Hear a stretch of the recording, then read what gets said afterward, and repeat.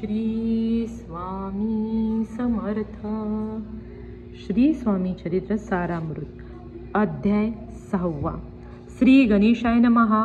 दरोनी शिशूचा हात अक्षर पंडित लिहिते तैसे हे स्वामी चरित्र सारामृत स्वामी समर्थ वदविती. मी केवळ मतिमंद केवी वर्णू चरित्र अगाध परी माझा हा छंद स्वामी समर्थ पुरविती. ज्यांच्यावर प्रसादे करुनी मूढा होय शास्त्रज्ञान त्या समर्थांचे चरण वारंवार नमितसे. कृपाळू होऊनी समर्था वदवावे आपल्या चरिता श्रवण श्रोतयांच्या चित्ता ब्रह्मानंद प्राप्त हो. सुरत रुची घेऊनी सुमने त्यासीच अर्पावी प्रीतीने. ग्रंथ स्वामी कृपेने त्यांचाच परती अर्पीचे. मागील अध्याय शांती सोडपावी निवी स्वामी प्रती. कृपा करुनी मजवरी बडोद्यासी चलावे. भाषण ऐसे ऐकूनी समर्थ बोलली हसुनी.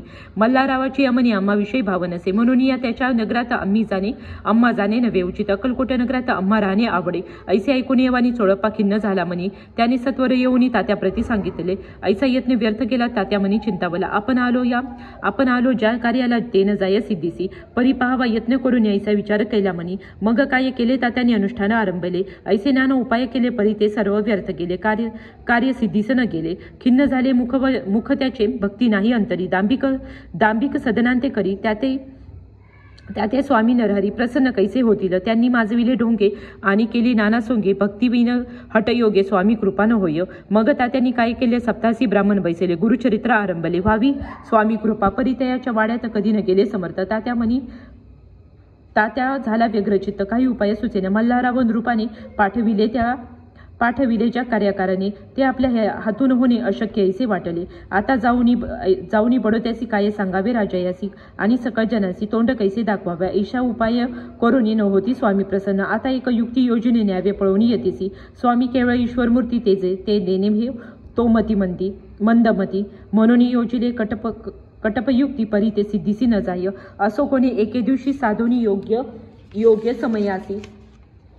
मेन्यातून घालोनी स्वामींची तात्यासाहेब निघाले. कडपगावचा मार्ग धरला. अर्धमार्गी मेना आला. अंतरसाक्षी समर्थाला गोष्ट वधित झाली. मेनातून उतरले मागुती अक्कलकोटी आले. ऐसे बहुत वेळा घडले. हाही उपाय खुंटला. मग पुढे राजवाड्यात जाऊन राहिले समर्थ. तेव्हा उपाय खुंटत टेकिले हात तात्याने. या प्रकारे यत्न केले परी तितके व्यर्थ गेले. व्यर्थ दिवस गमविले द्रव्य खर्चित व्यर्थची. मग अपयशाती घेऊन बडोद्यासी आले परतोनी. समर्थ कृपा भक्ती वाचून अन्य उपाय न होय. परिमल्हाराव नृपती प्रयत्न आरंभित पडती. सर्वत्रांशी विचारित कोण जातो स्वामींकडे. तेव्हा मराठा उमराव यशवंत त्याचे नाव. नृप कार्याची धरुणी आपण पुढे झाला. स्वामी करणे वस्त्रभूषणे धन आणि अमोल रत्ने देऊनीस त्याजवळी नृपाने आज्ञा दिली जावया. तो येऊनी अक्कलकोटासी घेतली समर्थांची भेटी. वस्त्रे अलंकार सुवर्णताटी स्वामी पुढे ठेविती. ती पाहुणी समर्थाला तेव्हा निवार क्रोध आला. यशवंत पाहुणी डोळा काय तेव्हा बोलला. अरे बेडी आणूनी सत्कर ठोका याचे चरणीत. ऐसे त्रिवार मोठ्याने समर्थ क्रोधे बोलले. क्रोध मुद्रा पाहून यशवंत भ्याला म्हणी. पळाले तोंडचे पाणी लटा कापू लागला. मग थोड्याच दिवशी आज्ञा आली यशवंतासी. सत्वर यावे बडोद्यासी. तेथील कार्यासी सोडूनी. साहेबाविषयी प्रयोग केला मल्हारावा. जरी आळाला त्या कृत्या माझी यशवंताला गुन्हेगार लेखिले. हाती पायी पडली बेडी.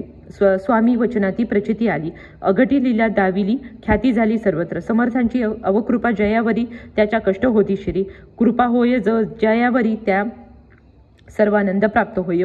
महासमर्था भक्तपालका अनादि सिद्धा जगन्नायका. निशिदिनी शंकर सखा विष्णूची या जमनी वसे. इति श्री स्वामी चरित्र सारामृत नाना प्राकृकथा संमत सदा भक्त परिसोत. षष्ठाध्याय गुढास. इति श्री स्वामी चरित्र सारामृते षष्ठाध्याय समाप्त. शुभ भवतु.